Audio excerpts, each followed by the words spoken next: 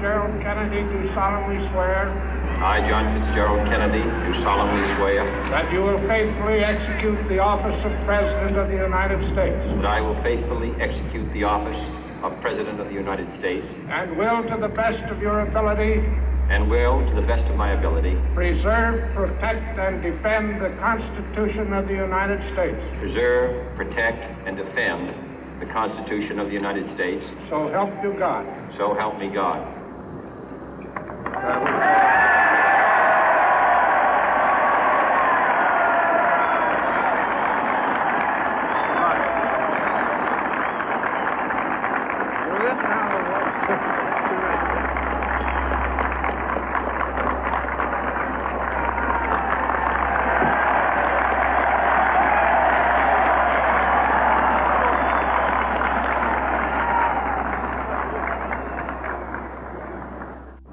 Vice President Johnson, Mr. Speaker, Mr. Chief Justice, President Eisenhower, Vice President Nixon, President Truman, Reverend clergy, fellow citizens. We observe today not a victory of party, but a celebration of freedom, symbolizing an end as well as a beginning, signifying renewal as well as change. For I have sworn before you and Almighty God the same solemn oath our forebears prescribed nearly a century and 3/4 ago. The world is very different now, for man holds in his mortal hands the power to abolish all forms of human poverty and all forms of human life. And yet the same revolutionary beliefs for which our forebears fought are still at issue around the globe. The belief that the rights of man come not from the generosity of the state, but from the hand of God. We dare not forget today that we are the heirs of that first revolution. Let the word go forth from this time and place to friend and foe alike that the torch has been passed to a new generation of Americans born in this century, tempered by war, disciplined by a hard and bitter peace, proud of our ancient heritage, and unwilling to witness or permit the slow undoing of those human rights to which this nation has always been committed and to which we are committed today at home and around the world.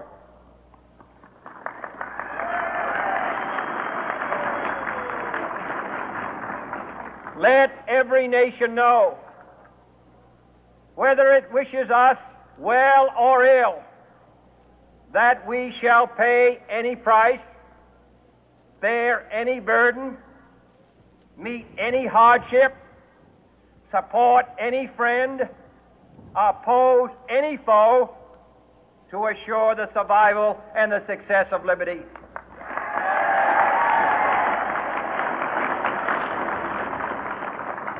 This much we pledge and more.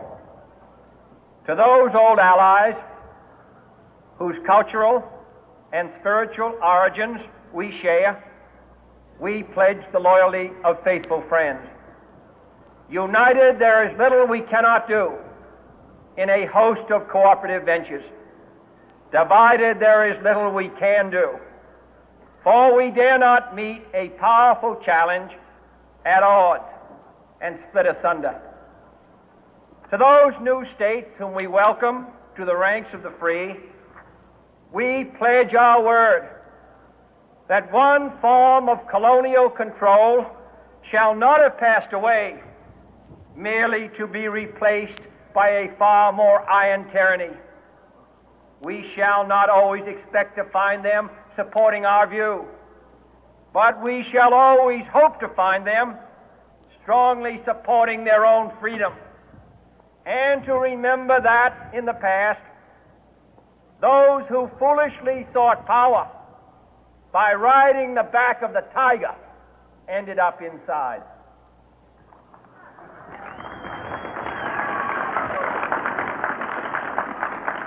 To those people in the huts and villages of half the globe struggling to break the bonds of mass misery, we pledge our best efforts to help them help themselves for whatever period is required, not because the communists may be doing it, not because we seek their votes, but because it is right. If a free society cannot help the many who are poor, it cannot save the few who are rich.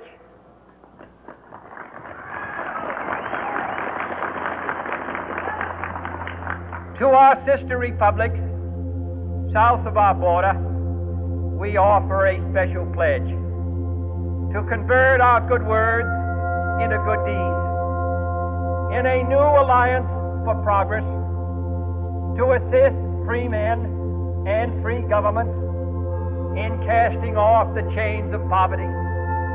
But this peaceful revolution of hope cannot become the prey of hostile powers. Let all our neighbors know that we shall join with them to oppose aggression or subversion anywhere in the Americas. And let every other power know that this hemisphere intends to remain the master of its own house.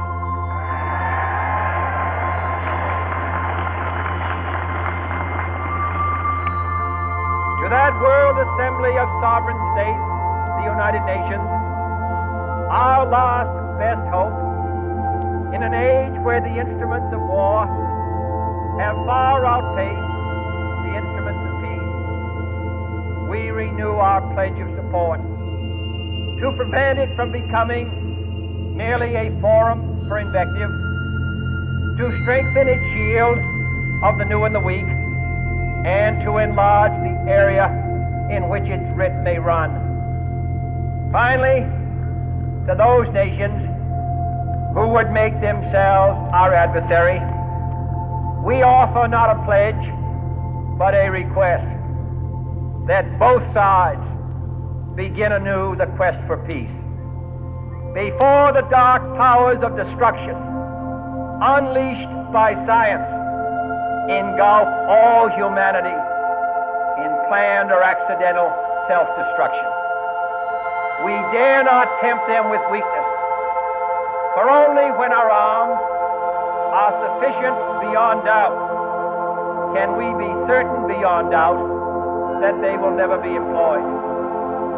But neither can two great and powerful groups of nations take comfort from our present course, both sides overburdened by the cost of modern weapons, both rightly alarmed by the steady spread of the deadly atom, yet both racing to alter that uncertain balance of terror that stays the hand of mankind's final war. So let us begin anew, remembering on both sides that civility is not a sign of weakness, and sincerity is always subject to proof. Let us never negotiate out of fear, but let us never fear to negotiate.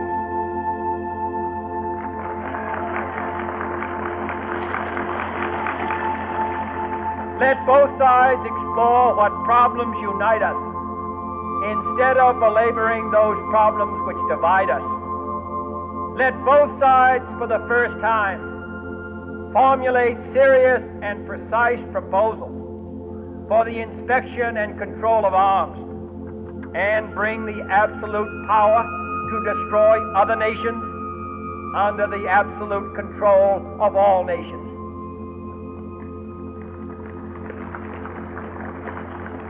Let both sides seek to invoke the wonders of science instead of its terrors. Together, let us explore the stars, conquer the deserts, eradicate disease, tap the ocean depths, and encourage the arts and commerce. Let both sides unite to heed in all corners of the earth the command of Isaiah to undo the heavy burden and let the oppressed go free. And if a beachhead of cooperation may push back the jungle of suspicion, let both sides join in creating a new endeavor, not a new balance of power, but a new world of law, where the strong are just, and the weak secure, and the peace preserved.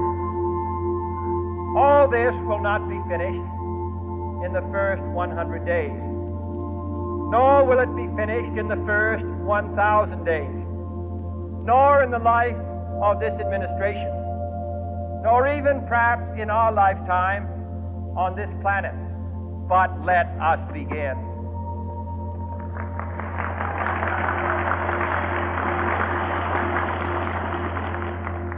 In your hands, my fellow citizens, more than mine, will rest the final success or failure of our course. Since this country was founded, each generation of Americans has been summoned to give testimony to its national loyalty. The graves of young Americans who answered the call to service surround the globe. Now the trumpet summons us again, not as a call to bear arms, though arms we need, not as a call to battle, though in battle we are, but a call to bear the burden of a long twilight struggle, year in and year out, rejoicing in hope, patient in tribulation, a struggle against the common enemies of man, tyranny, poverty, disease, and war itself. Can we forge against these enemies a grand and global alliance, north and south, east and west, that can assure a more fruitful life for all mankind?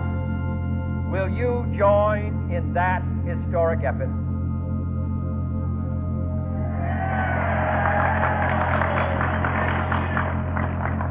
In the long history of the world, only a few generations have been granted the role of defending freedom in its hour of maximum danger.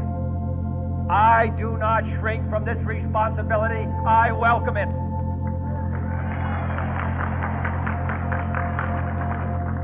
I do not believe that any of us would exchange places with any other people or any other generation. The energy, the faith, the devotion which we bring to this endeavor will light our country and all who serve it. And the glow from that fire can truly light the world. And so, my fellow Americans, ask not what your country can do for you, ask what you can do for your country.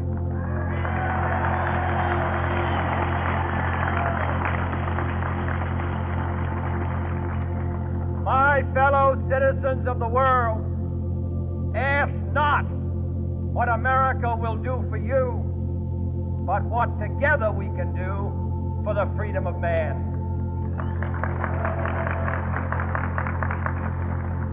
Finally, whether you are citizens of America or citizens of the world, ask of us here the same high standards of strength and sacrifice which we ask of you. With a good conscience, our only sure reward, with history the final judge of our deeds, let us go forth to lead the land we love, asking His blessing and His help, but knowing that here on earth, God's work must truly be our own.